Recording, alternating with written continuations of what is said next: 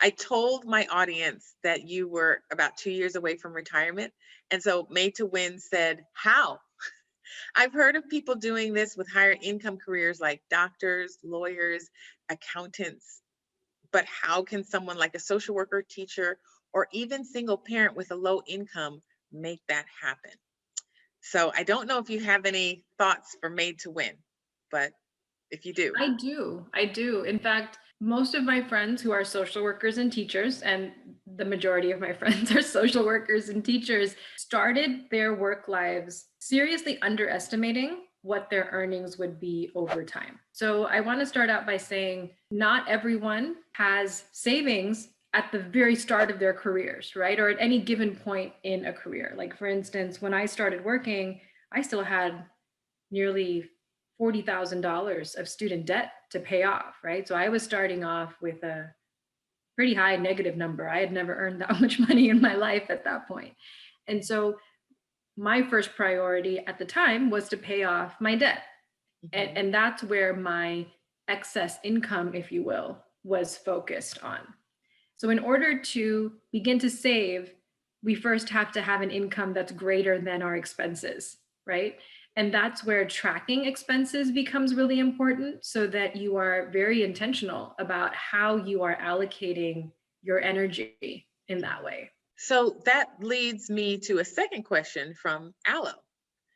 And Aloe asked, is it possible to retire early when you have debt from school, mortgage, medical bills? It can be hard to put the little money that is left over into an early retirement account when you are just trying to survive.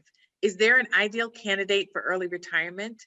And what are your budgeting tips? And one more question, what type of discipline do you need to make this goal a reality? So that's a lot, but I thought maybe it flowed well into the question that you just answered. Right. So I would say yes, student debt does not prevent someone from pursuing this path. There are some people that have a fire target date, like by age 30. That wasn't me, right? I wouldn't have been able to pull this off by age 30, nor would I have wanted to, because I wanted to pursue a career as a social worker. So early retirement for some people means 30, for others it means 45, for others it means 55, and for others, they just want to retire at one Yeah. point, right? So I have some friends who are now over 50, and Yeah. they're looking at developing a plan that allows them to retire before they are no longer able to work, right? So I would say that this is a path that anyone can follow, but the intensity by which they follow it, right, the time scale by which they can reach their goal could be limited by other factors, including things like medical debt. In terms of budgeting, I think it's helpful to really examine what other goals, financial goals you might have. And I guess I'll speak for myself. Like, when I was starting out, I thought I had to do things in order. So my first priority was repaying my student debt. My next priority was saving for a down payment to buy a house. And in my mind, I thought that once I did those two things, then I would shift my attention to saving for retirement, if I ever retired at all. Because truly, I chose social work because I expected never to retire, right? Who retires from their vocation? So that was those were the assumptions that I was operating on 20 years ago. Those assumptions changed, right, over time. And honestly, looking back, I would have re-examined my decision to save for a down payment for a house. Because the first 10 years of my career, when I was earning the least amount of money, is when I was trying to save for a down payment for my house. If instead I had taken that money and contributed to my retirement accounts, I would have had a lot more to show for it than I do now. I really like that acknowledgement of reevaluating your goals, right? Because I know in an earlier conversation we talked about how, listen, when you're 25, 23, just getting into your career, retirement, that word is not something you even want to hear. It's like, oh, that's for old people. And you just assume that at some point you'll get there, it'll come up, you have time. So I like kind of putting this conversation front and center to younger people. And when I say younger, I mean earlier than retirement age, right? To say, no, your priorities are going to change. And so from that perspective, let's plan for how you might want to spend your time in the future. What do you think?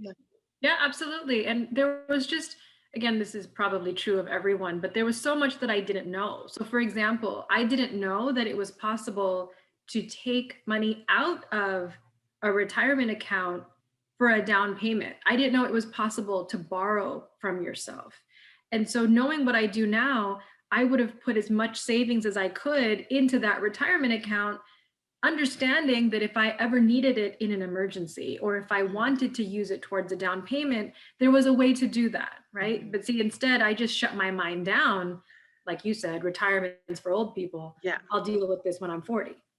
Such, So, such good advice. Here's the thing though, we're not taught this stuff. And I think maybe it needs to be rebranded or how it's presented, because that's not the lead in. The lead in, and when you watch commercials and things, you see white haired people, mhm. enjoying their lives after they've worked these, assumed 55 years or 45 years or whatever.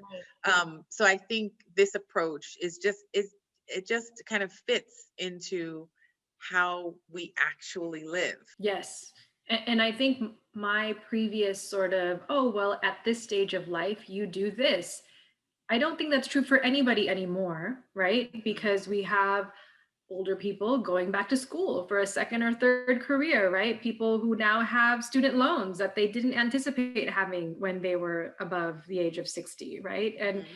so I really appreciate the time that we live in now, because Mhm. it shows us that these are false sort of boundaries that we put in place for our financial lives. So Yeah. going back to budgeting, right? If I were talking to my younger self, I would ask myself to really think hard, is it really the best use of my energy, right? Because working is energy. Is the best use of my energy to put this money aside for a down payment for a home that I can't afford until maybe 13 years in the future? Because Yeah. that's how it ended up working out, right? It took Right. me 13 years to save enough money to have a down payment for my home. Oh, and actually, you just answered a question that another subscriber asked, and she asked, "What is something you wish you knew before starting your financial journey? Advice for your younger self." So, was there anything else you would add to that? So I would just put a cherry on top.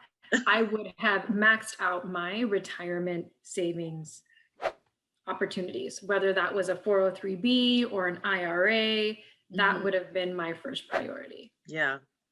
I remember my first, not even my first job, but my first job after I got my master's. I remember, we talked about the job and all of those things.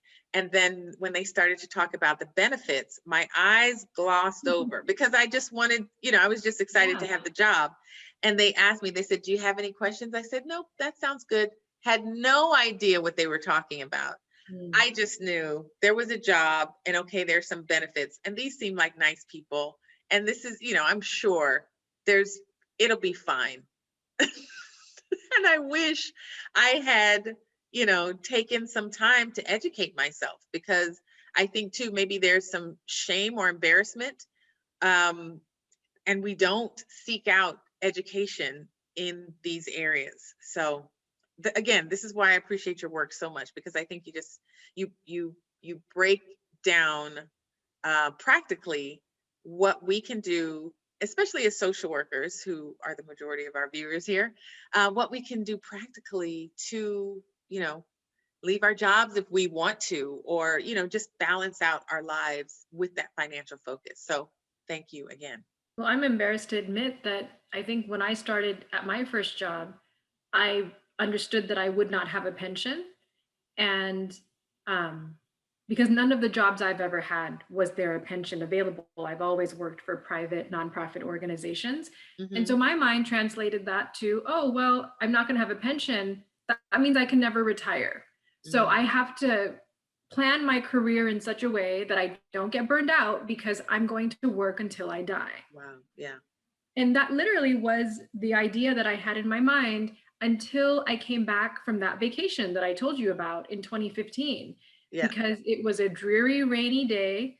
And I was taking the train into downtown, and I had this dreary view out of that train window. And the thought came into my mind, this is what every Monday will look like every day until the day I die. And that inaccurate thought, right, Yeah. inspired feelings of desperation that Yeah. motivated me to go to my desk Yeah. and Google early retirement, Yeah. right, so that I could challenge my thinking and find another way. Yeah. Well, thank God for that dreary day. Um, yeah, we have love feeds wealth now. There's actually one more question, but I think you may have addressed it. It's from EMW06. Can you amass wealth doing a 9 to 5, or do you need to have seed money, stocks, etc.? So I would say you do not need seed money, right? You can start from a minus number. In fact, many of the fire bloggers that I follow describe how they started with a negative net worth, right? They had liabilities greater than their assets, which is what your previous video talked a lot about. So seed money, not necessary. For most of us, the 9 to 5 job gives us the income that allows us to invest the excess into stocks and bonds. So the path to fire that I am following requires investments in stocks and bonds. There are others who are not fans of investing in the stock market who decide to develop a portfolio of income generating properties, right? And that's their path. That's Mm-hmm. one that I have chosen not to go anywhere near because I don't want to ever be a landlord. But again, Mm-hmm. that's my preference, right? Yeah. So there are different paths to reaching that goal of financial independence. Okay. Thank you. Thank you for that clarification. And okay, so we talk a lot about entrepreneurship on this channel. Have you ever met anybody that is building their wealth or padding their retirement portfolio with income from a business? Absolutely. In fact, my parents are actually entrepreneurs. My dad stopped working for anybody, I think, when he was in his early 30s and never looked back.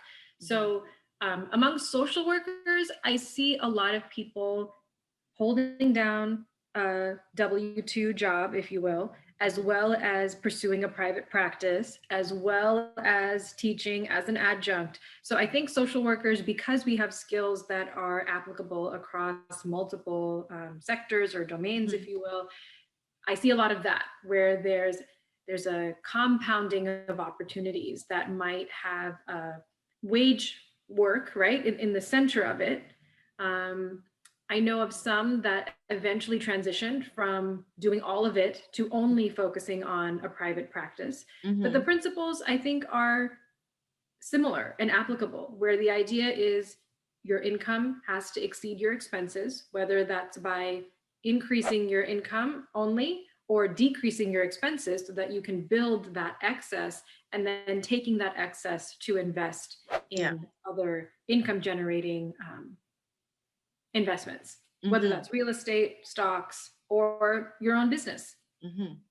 Thank you. Thank you for that affirmation.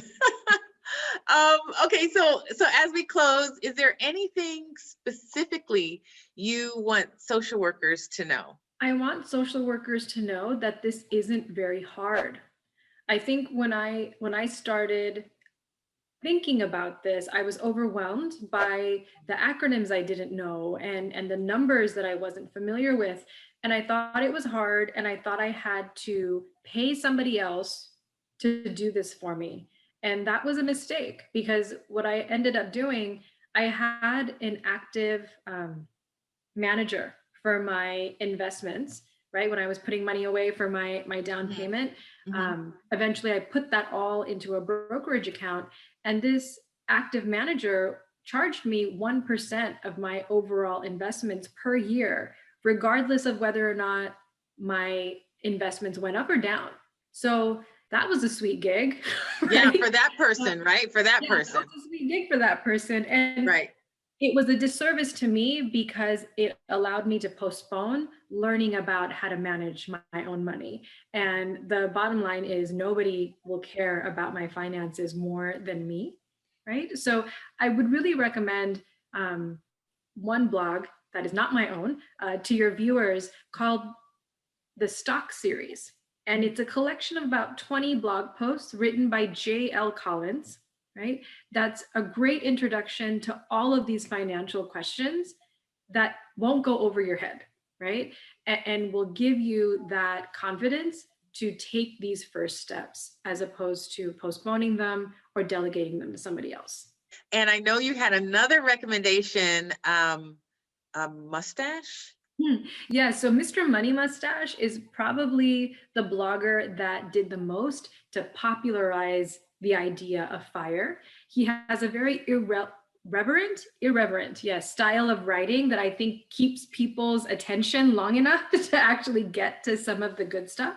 So Mr. Money Mustache is one blogger that I would recommend. J.L. Collins, specifically his stock series, would be a second blog I'd recommend. And the third is the Mad Fientist. Uh, The yes. Mad Fientist has a spreadsheet that he calls the financial independence spreadsheet that actually allows you to track progress towards reaching that FIRE number on a monthly basis over time. So that's actually what I use to track what our estimated time to FIRE is. Mm. Oh, good stuff. So it's applicable. Yes. Yeah, Yeah. that's Good. awesome. That's Mhm. awesome. Okay, well, Tara, I really want to thank you from the bottom of my heart for being here. And thank you for all your wisdom and for the work that you do over at Love Feeds Wealth. Any parting words as we go? Or Well, I maybe really appreciate the space that your channel has created for us to have these types of conversations because rich social workers, I mean, I think for many people, it's almost oxymoronic, like how? Mhm. And it's a again, it's a false idea, right? It's an inaccurate pattern of thinking Mhm. that I'm really glad we can work together to try to question. Yeah, absolutely. Thank you so much. I appreciate all the wisdom you shared. And for my viewers, you know what I always say. I believe you can dream, be, do, or have anything you want, but it starts with your mindset. So make sure it's a rich one. We'll see you in the next video.